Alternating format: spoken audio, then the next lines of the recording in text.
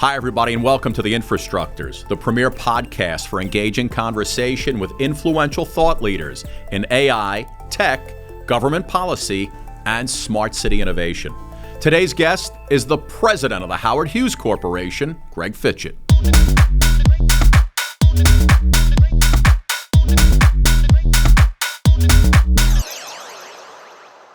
So, Greg, before we get into the crux of this conversation, how did you get into the real estate business, the commercial and residential real estate? Is that something you were interested in as you hit college and after, or was it just something that came up on you? It was not. I actually spent, I was a philosophy major in college. Okay. I spent a few years, and I was in Los Angeles, spent a few years after that trying to be an actor in Hollywood. You look like an actor. Thanks. Unfortunately, not enough people in Hollywood felt that way. Okay. So after a few years of that, I was decided, well, I don't know if I want to keep trying to do this and be struggling to pay the rent when I'm 40 or 50 years old. So through a temp job, I ended up working at Guess Jeans. Okay. You remember Guess Jeans? I remember Guess Jeans, yes. And started basically building stores in malls. Who was the big model, the Guess Jean model?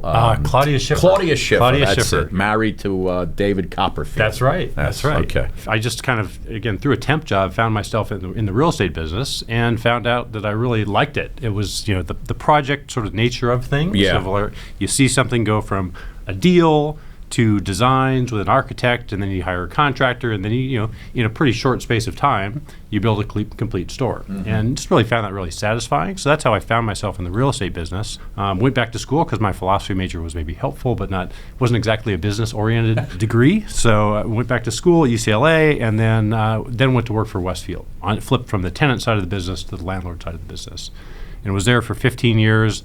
That's where I got into the world of development. Right, and Westfield, of course, the big big malls shopping all center, across America, malls across the country, and did a lot of work on the West Coast there. My sort of big project there that I finished up with was redevelopment of a big shopping center in University Town Center in La Jolla. Okay.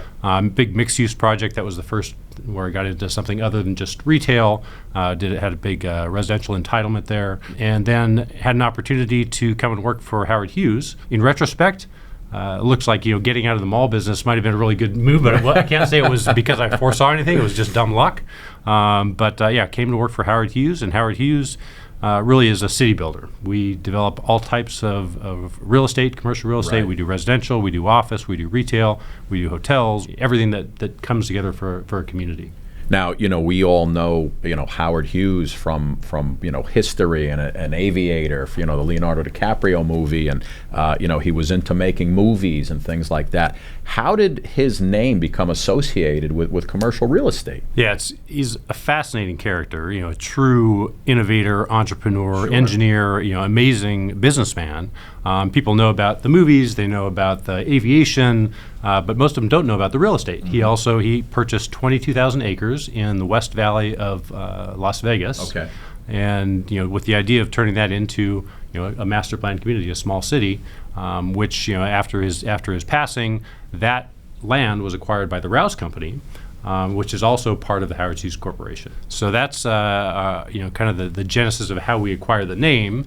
The Howard Hughes Corporation came out of the restructuring of General Growth, which was a mall company in the late sort of 2000s, got out over their skis and went through a restructuring. Our chairman is Bill Ackman. He had taken a position in the company and said, General Growth is really focused on the malls. They have this other land, these master plan communities that they're not really focused on. So let's split the company apart.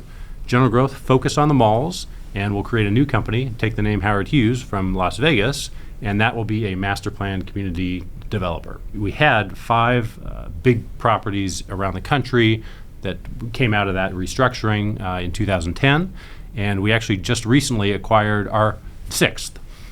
Which is 37,000 acres of land west of Phoenix. Okay. That is it's a 40-year project. It's a good sort of example of the company and of what we do. We are in it for the long term.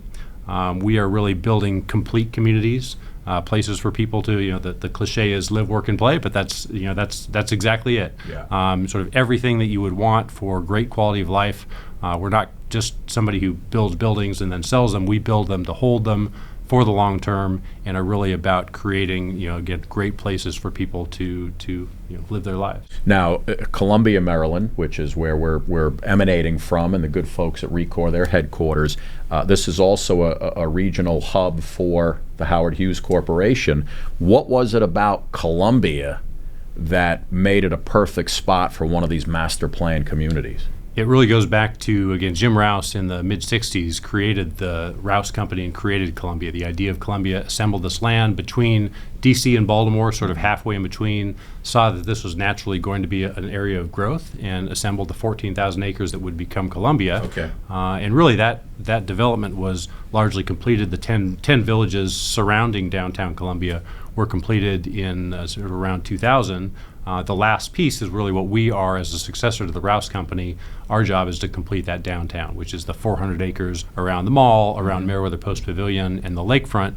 We're now 12 years into it, and over $1 billion of investment into it, but we still have a long way to go. When you develop a new property, a specific property, what's the research and technology that goes into that? Is it community life, the lifestyle, public safety, transportation access? Do all those things go into accounting for when you guys decide this is the perfect spot to put up one of our buildings? Yeah, we are really data driven, and we're also very much building for the future. It's really I'm not involved in the Phoenix project, but that is really a tremendous opportunity where we will be building for the next 50, 100 years. Okay. It'll be technology forward in every sense of that concept, whether it's environmental sustainability, whether it's social responsibility, whether it is technology and connectivity. All of that is going to be taken into account in the design of that future city. For individual buildings, how do you guys decide how the parking is regulated? Do you know who the tenants are? Do they have to give their license and vehicle make and model and color? And if somebody's found on the property without valid credentials, does that all go into the process of putting a spot together? Yeah, parking, in some ways is one of the biggest challenges of what we do. Okay. We do in our sort of town centers, it's urban development, urban style development. We don't do a lot of surface parking. It's almost all parking structures. Okay. Parking structures are very expensive, and you don't want to overbuild them. So one of the things that we spend a lot of time on is collecting data about the usage. And this has just become even much more important recently because the last 2 years, no one's been in the office, or very few people have been in the office. Even still, we don't really know what the future looks like. Some different companies are taking different approaches. Elon Musk just said everybody's got to be in the office a minimum of 40 hours a week. Other people are like, hey, come into the office if you want. We've got it here. It's just all over the map. And I think it's still going to take another couple years to really figure out what the future is going to look like. So you talk about this data. What type of technology are you using to gather all this data right now? So it's interesting you ask, because we are right now in the process of evaluating new systems for that. We have in downtown Columbia we have over 7,000 parking spaces. About 2/3 of those are in garages. What I think we will do is have a camera system that is able to record license plates. Sure. And that way that provides a lot of data about who's coming in and who's going out. When are they coming in? When are they going out? What are they an employee? Are they here to go to a restaurant? Are they here for some other reason? All that information will be very useful to us again in projecting when we build our next building and the next parking structure. How big should that parking structure be? How should it be designed? So again, we don't want to overbuild parking. From 12 a.m. midnight all the way through the next day. Sure. The usage of those spaces it changes a lot. Typically, your office use would be from 9 to 5. Maybe not so much anymore. Mm-hmm. Restaurants are heavy in the evening and on the weekends. Evaluating when your parking spaces are being used and how much overlap and how much sharing there can be is really important, so we don't overbuild parking. We also don't know what the future is going to look like in terms of autonomous vehicles. Right. We've seen big trends with Uber. People don't have as many cars as they used to, especially the younger generation. I remember when I turned 16, the first thing I did on my birthday get the car. Was get my license. Get your license. It was all about, I lived in suburbia, grew up in suburbia. It was all about your car. I had never met anyone who didn't get their driver's license at 16 until I went to college and met people from New York. You're right. But it's just not the same world today. People, even who live in more sort of suburban character, more auto-dependent environments, Right.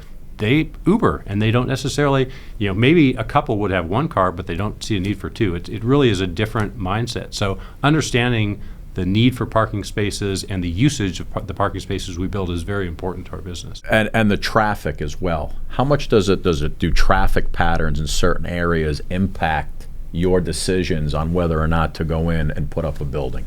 Yeah, having access to the buildings, and easy access, convenient access is so important to our tenants, to the businesses who choose to locate in our environment. So understanding traffic patterns, understanding and projecting how they will change.